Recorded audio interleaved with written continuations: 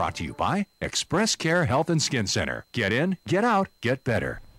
Welcome back to Healthy Living. So the summer is here, and it's likely you'll be hitting up the beach or the pool sometime soon. And if you're like me, you're dreading the thought of having to get into a swimsuit. Thank goodness for cover-ups. Tonight we are talking about the Battle of the Bulge, and I'm not referring to World War II. Maybe you're looking to get back into that itty-bitty, teeny-weeny yellow polka dot bikini, or just trying to get into shape. Express Care's Dr. Jitka Lom joins us now to give us some advice on how to shed the weight and get into shape for the summer. So how does one go about starting a fitness or exercise regimen? Well, I think the first thing to do is find out where you're at right now. So if you're doing nothing and you want to get somewhere, you need to have a base. And assessing your goal, finding out how much weight you should lose. 10% is a really reasonable weight loss goal, and it has tremendous health benefits. So set that goal for yourself as a start, 10% of your weight, and then begin an exercise program. In general, moderate exercise is something to start when you've been doing nothing, when you've been on the couch. Now it's time to start walking. And I really recommend doing it daily, because if you do something daily, it becomes a habit, a routine for you, something that you'll always do, just like combing your hair and brushing your teeth. If you have only Monday, Wednesday, and Friday, it's too easy to cheat and say, I'll do it on Thursday and then skip a week.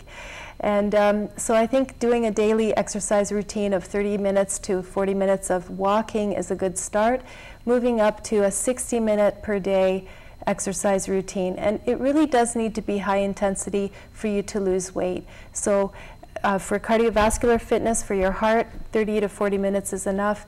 But for your actual weight loss, you really need to ramp it up. Okay. So, and what's the daily regimen contain? I mean, a lot of times you hear the importance of stretching, so that, if you start something, then at least it's not you're not going to get hurt. Yes. And then not be able to exercise for a couple of weeks. That's really the key. So you don't want to hurt yourself. So start with stretches for 10 minutes or so, all your muscle groups, and then begin your walk.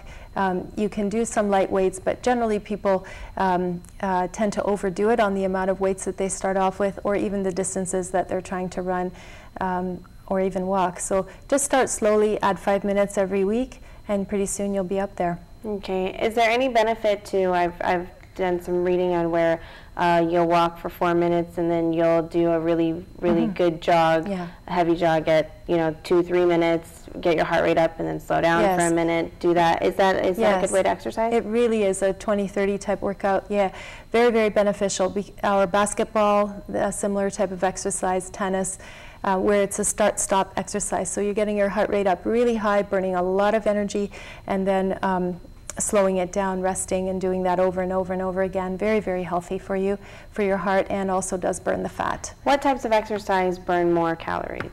So again, the stop-start high-intensity workouts are really good. Zumba would be another good example. That's fun. Yeah, and something that is fun. Choose something that's fun. If you're slogging it out and hating it, you're really not going to do well, because you will not stay motivated. So choose something that's fun that you can do with your friends. As far as the types of exercise, running, skip rope is an excellent form of exercise, swimming, basketball, tennis, and Zumba, I would say those are great. Okay. Now, it's not just about exercising, but also eating healthy, which on Guam I think is just so difficult, especially every weekend there's a fiesta, party. So it's hard to maintain a really good eating, maintain good eating habits. What do you suggest if somebody is starting off, they're walking maybe 5-6 days a week, and so now they also have to change their eating habits? They do. It really is very challenging, like you said, culturally. I think the best way that you could handle this is to look at your plate now, cut it in half. Okay, that's a good place to start, and then begin counting your calories. And there are phone apps that can do this for you. It's easy to have a total, and you'll find that you'll be shocked. You'll be at your total by 2 o'clock in the afternoon for many people. Alcohol is another source of calories that people ingest a lot of here on this island, and it does pack on the pounds. So something to think about there as well. A simple diet that you might follow is soups, salads, vegetables, and sandwiches. Very simple, very easy to prepare.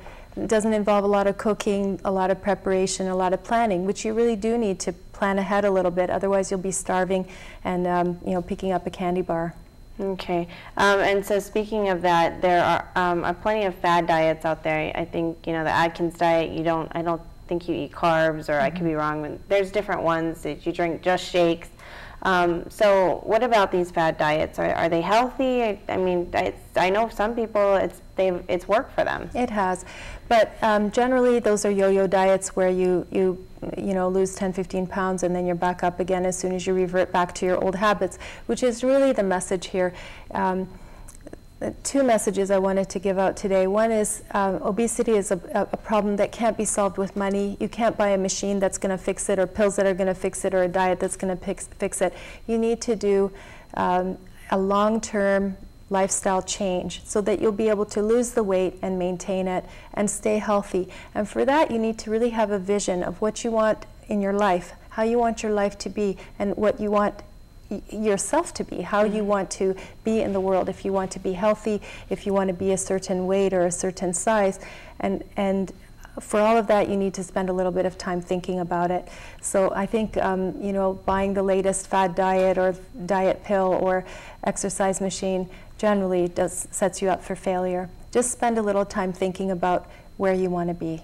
All right, good, definitely good advice. We're going to take a quick time out, but we'll pick up our discussion on the Battle of the Bulge when we return. Stay with us.